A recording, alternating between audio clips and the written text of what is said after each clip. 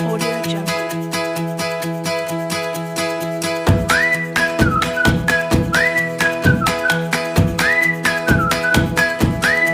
Audio Jungle. Audio Jungle.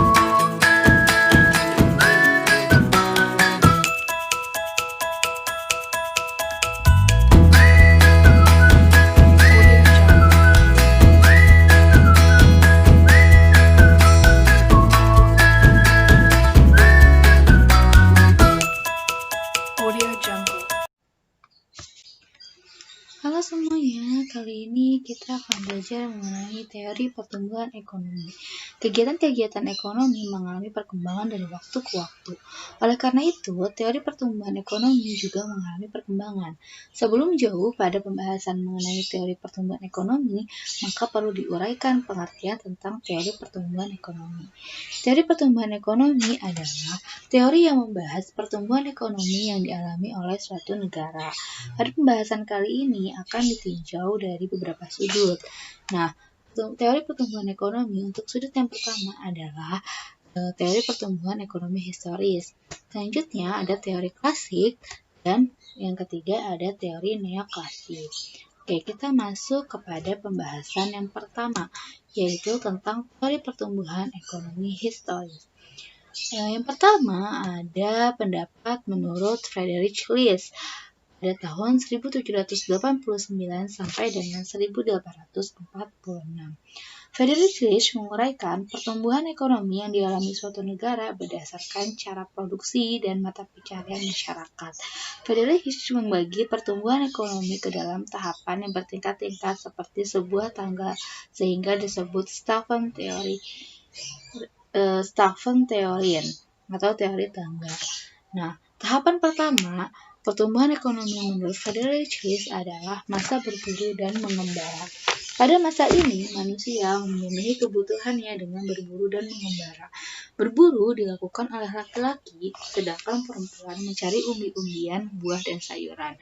Jika hewan dan tumbuhan sebagai makanan telah habis di suatu tempat, mereka akan berpindah atau mengembara ke tempat lain.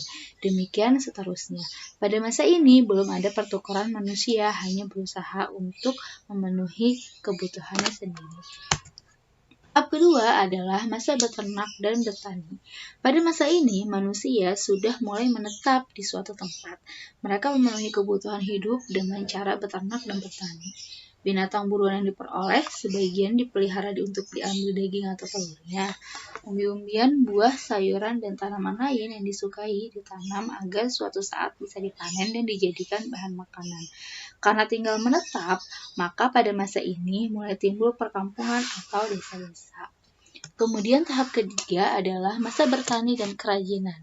Pada masa ini, selain bertani, manusia sudah mulai mengembangkan kerajinan yang ada hubungannya dengan pertanian, seperti pandai besi dan pertukangan. Kerajinan dikerjakan untuk memanfaatkan waktu luang setelah mengerjakan pekerjaan bertani. Dan yang terakhir, tahap keempat adalah masa kerajinan industri dan perniagaan. Pada masa ini, selain kerajinan, manusia juga telah melakukan kegiatan industri atau mendirikan pabrik-pabrik dan perniagaan. Oleh karena itu, pada masa ini, muncul kota-kota sebagai pusat industri dan perdagangan. Pada masa ini, ilmu pengetahuan dan teknologi mengalami kemajuan yang cepat, dan perdagangan tidak hanya bersifat nasional, tetapi sudah bersifat internasional. Hal tersebut karena didukung oleh alat-alat transportasi. Selanjutnya, pertumbuhan ekonomi menurut Karl Buschner pada tahun 1847 sampai dengan 1930. Karl Buschner menguraikan pertumbuhan ekonomi suatu negara berdasarkan hubungan produsen dengan konsumen. Menurut Karl, pertumbuhan ekonomi dibagi menurut tahap-tahap berikut ini. Yang pertama, ada masa rumah tangga tertutup. Pada masa ini, masyarakat berproduksi hanya untuk memenuhi kebutuhan kelompoknya sendiri. Pada masa ini, keluarga mereka masih sangat sederhana. Oleh karena itu, kehidupan masih bersifat tertutup dan belum ada pertukaran antar desa atau antar kelompok. Selanjutnya pada tahap kedua, masa rumah tangga kota. Pada masa ini, pertumbuhan jumlah penduduk mengakibatkan kelompok atau desa tidak dapat lagi memenuhi kebutuhannya sendiri. Oleh karena itu, timbul pertukaran antar desa yang disebut dengan perdagangan. Pada masa ini, sebagian kelompok masyarakat membangun tempat khusus sebagai perdagangan dan industri yang disebut kota. Selanjutnya, timbul hubungan dagang antar desa dan kota. Tahap selanjutnya adalah masa rumah tangga bangsa atau kemasyarakatan. Sesuai perkembangan zaman, pertukaran yang terjadi di satu kota sudah tidak mampu memenuhi kebutuhan penduduknya. Kadang-kadang suatu kota tidak dapat menghasilkan suatu jenis barang. Barang tersebut harus didatangkan dari kota lain sehingga terjadilah kegiatan perdagangan antar kota. Perdagangan ini meluas ke seluruh kota sehingga terbentuk satu kesatuan masyarakat yang melakukan pertukaran perdagangan antar kota dalam satu negara atau dalam satu bangsa. Dan yang terakhir adalah masa rumah tangga dunia. Pada masa ini, pertukaran atau perdagangan sudah melewati batas-batas negara, karena antar negara ternyata saling membutuhkan. Perdagangan antar negara juga didukung dengan kemajuan ilmu pengetahuan dan teknologi yang memudahkan manusia berhubungan dengan negara lain. Selanjutnya adalah pertumbuhan ekonomi menurut Werner Sombart pada tahun 1863 sampai dengan 1947. Werner Sombart memberikan penjelasan bahwa pertumbuhan ekonomi terbagi menjadi 4 tahap. Tahap-tahap tersebut adalah sebagai berikut. Yang pertama, prakapitalisme. Pada masa ini, belum dikenal adanya kaum kapitalis atau paham kapitalis. Masyarakat bekerja untuk memenuhi kebutuhan sendiri dalam suasana kekeluargaan. Pada masa ini, umumnya masyarakat hidup dari sektor pertanian dan kehidupan masih bersifat statis. Lalu tahap kedua adalah tahap kapitalis. Pada masa ini, kehidupan sudah dimulai dinamis. Manusia sudah mengenal uang dan mulai memupuk keuntungan dan kekayaan. Suasana kekeluargaan mulai memudar, gaya hidup individualis perlahan-lahan merasuki masyarakat. Tahap ketiga adalah kapitalis raya. Pada masa ini, kehidupan hanya diarahkan untuk mencari keuntungan sebanyak-banyaknya. Oleh karena itu, muncul para kaum kapitalis atau kaum yang bermodal besar. Kaum ini menguasai alat-alat produksi untuk melakukan produksi secara besar-besaran. Sebagai akibat munculnya kaum kapitalis, muncul pula kaum buruh atau pekerja. Dan yang keempat, kapitalis akhir. Kapitalis akhir akibat adanya kesenjangan kesejahteraan antara kaum kapitalis dan kaum buruh. Pada masa ini muncul kaum sosialis yang ingin mewujudkan kesejahteraan bersama. Oleh karena itu, campur tangan pemerintah mutlak diperlukan untuk mengendalikan perekonomian. Akibatnya, peran kaum kapitalis terdesak oleh kaum sosialis.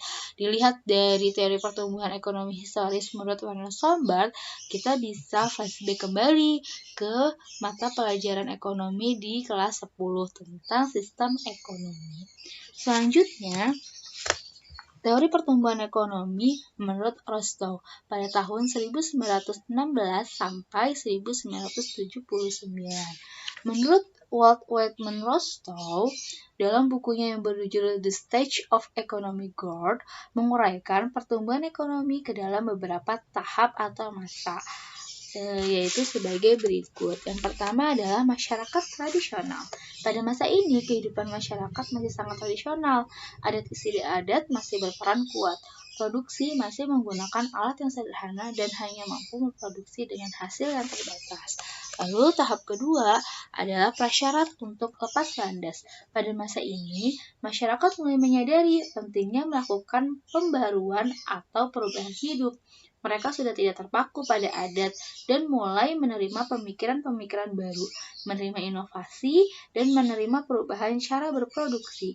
Akibatnya, terjadilah perubahan struktur sosial, sistem politik, dan struktur kegiatan ekonomi. Kegiatan ekonomi mengalami perubahan dari agraris menjadi industri dan perdagangan. Proses pertumbuhan ekonomi sudah mulai berlangsung dengan mantap dan negara dikatakan sudah siap menuju tahap lepas landas. Lalu yang ketiga adalah lepas landas. Pada masa ini, pertumbuhan ekonomi terus berlangsung. Pada permulaan masa lepas landas, bisa terjadi revolusi politik. Timbulnya pasar baru yang sangat luas dan muncul penemuan baru yang sangat banyak. selanjutnya terjadi kegiatan penanaman modal yang sangat pesat dan mencapai 10% dari produk nasional neto. Terjadi kemajuan yang tinggi dalam sektor industri, serta terwujudnya suatu kerangka dasar yang kuat untuk melanjutkan pertumbuhan ekonomi ke tahap selanjutnya. Lalu yang keempat, ada perekonomian yang matang. Pada masa ini, masyarakat sudah mampu menggunakan teknologi modern secara selektif, sehingga faktor-faktor produksi dapat dimanfaatkan secara efektif dan efisien. Sektor dan industri pada masa ini merupakan sektor yang semakin penting, sedangkan sektor pertanian semakin menurun perannya. Kemudian muncul tenaga-tenaga profesional di bidang industri. Perekonomian yang matang ditandai juga dengan kemampuan negara dalam menyelesaikan sendiri kesulitan ekonomi tanpa meminta bantuan dari negara lain. Tahap yang kelima adalah konsumsi tinggi. Masa konsumsi tinggi merupakan tahap pertumbuhan ekonomi yang paling tinggi. Pada masa ini, masyarakat telah mencapai kemakmuran. Masyarakat lebih memikirkan cara berkonsumsi untuk mengalokasikan penghasilannya yang melimpah. Pendapatan per kapita real yang sangat tinggi digunakan untuk konsumsi semua barang, termasuk barang-barang mewah. Pada masa ini, negara dan masyarakat tinggal berusaha untuk mempertahankan kemakmuran. Nah, itu dia teori pertumbuhan ekonomi historis. Selanjutnya, teori pertumbuhan ekonomi klasik. Yang pertama adalah pendapat yang diungkapkan oleh Adam Smith. Adam Smith adalah ahli ekonomi yang menulis buku The Wealth of Nation, atau Kemakmuran Suatu Negara yang sangat terkenal. Ia merupakan tokoh yang mengungkapkan pentingnya sistem ekonomi liberal atau bebas, suatu sistem ekonomi yang bebas dari campur tangan pemerintah yang diperkuat dengan semboyan laissez-faire, laissez-passer. Adam Smith percaya bahwa dengan menggunakan sistem ekonomi liberal atau bebas, pertumbuhan ekonomi dapat dicapai secara maksimum. Pertumbuhan ekonomi dapat dicapai dengan melibatkan unsur pertumbuhan penduduk. Nah, itu dia, Adam Smith mengatakan pertumbuhan penduduk dapat mencapai pertumbuhan ekonomi. Lalu pendapat yang kedua, yaitu David Ricardo. Pemikiran David Ricardo berbeda dengan Adam Smith. David Ricardo mengkritik Adam Smith dan membantah teori dari Adam Smith. Menurut David Ricardo, pertumbuhan penduduk dapat menyebabkan stagnasi atau kemandegan karena pertumbuhan penduduk yang terlalu besar atau hingga 2 kali lipat bisa menyebabkan melimpahnya tenaga kerja. Tenaga kerja yang melimpah menyebabkan upah yang diterima menurun, di mana upah tersebut hanya bisa untuk membiayai tingkat hidup minimum atau subsistence level. Pada taraf ini, perekonomian mengalami stagnasi atau kemandegan. Lalu yang ketiga ada Thomas Malthus. Thomas Malthus pendapat dengan David Ricardo. Menurut Thomas Malthus, bahan makanan bertambah menurut deret hitung, yaitu 1, 2, 3, 4, dan 5. Sedangkan penduduk bertambah menurut deret ukur, 1, 2, 4, 8, 16. Akibatnya, bahan makanan tidak cukup untuk menghidupi penduduk, sehingga masyarakat pada tingkat subsistence dan perekonomian mengalami stagnasi. Selanjutnya adalah teori pertumbuhan ekonomi neoklasik. Yang pertama diungkapkan oleh Robert Solow. Robert Solow adalah ahli ekonomi yang memenangkan hadiah Nobel. Solow berpendapat bahwa pertumbuhan ekonomi akan tercapai jika ada pertumbuhan output.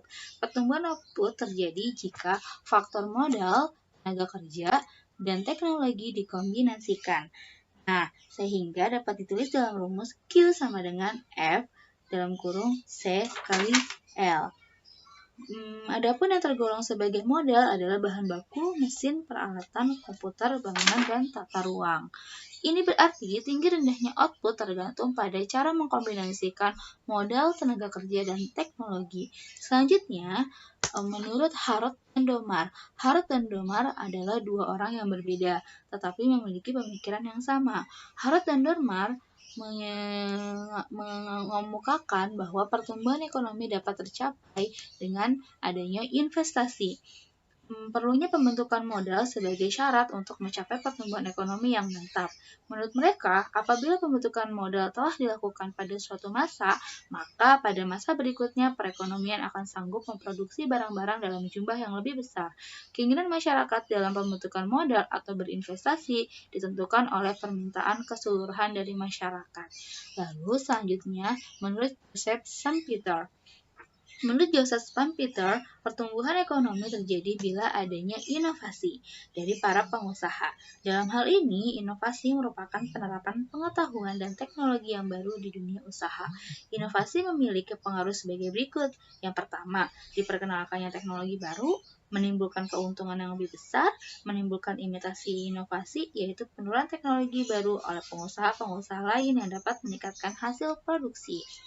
Nah, itu tadi penjelasan mengenai teori pertumbuhan ekonomi.